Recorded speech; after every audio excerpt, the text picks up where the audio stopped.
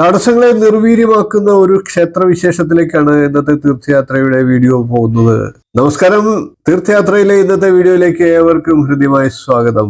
മുരുകന്റെ അറുപടൈ വീടുകളിൽ രണ്ടാമത്തേതാണ് ദക്ഷിണ തമിഴ്നാട്ടിൽ തൂത്തുക്കുടി ജില്ലയിലെ തിരുച്ചെന്തൂരിൽ സ്ഥിതി ചെയ്യുന്ന ശ്രീ സുബ്രഹ്മണ്യ സ്വാമി ക്ഷേത്രം. വ്യാഴഗ്രഹത്തിന്റെ മറ്റൊരു പേരാണ് ഗുരു എന്നത്.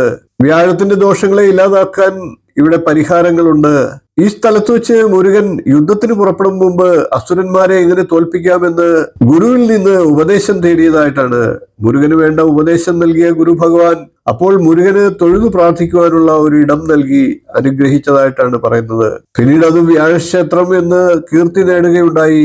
എന്റെ ഹൃദയത്തിൽ വസിക്കുന്നവന് ചീറിപ്പായുന്ന സമുദ്ര തിരമാലകൾ നിൻമുന്നിൽ ശക്തി നഷ്ടപ്പെട്ട് ശാന്തമായി കിടക്കുന്നത് പോലെ നിന്നെ വന്ന് ദർശിക്കുന്നവരുടെ ജീവിതത്തിൽ ഉണ്ടാകുന്ന ദുഃഖം അകന്നു പോകും എന്ന് അറിയിച്ചുകൊണ്ട് നിൽക്കുന്നു നീ എന്ന് മുരുകന്റെ ഈ മഹത്വത്തെ ആദിശങ്കരൻ തന്റെ കാവ്യത്തിലൂടെ വർണ്ണിച്ചിട്ടുണ്ട്.